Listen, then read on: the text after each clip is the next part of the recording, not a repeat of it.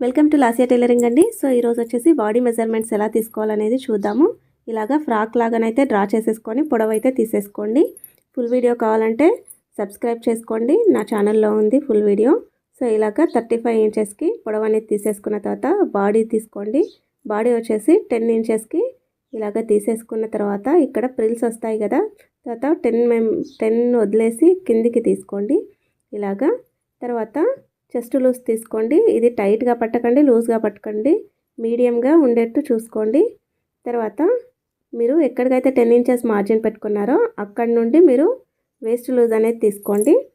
తర్వాత ఇక్కడ arm round అనేది తీసేసుకోండి. ఆమ్ రౌండ్ షర్ట్ది పట్టొద్దు, మీ బోన్ ఎక్కడైతే ఉంటుందో అక్కడ మాత్రం ఆమ్ రౌండ్ తీసుకోండి. తర్వాత ఈ బ్యాక్ సైడ్ షోల్డర్ లెంత్ అనేది తీసుకోండి.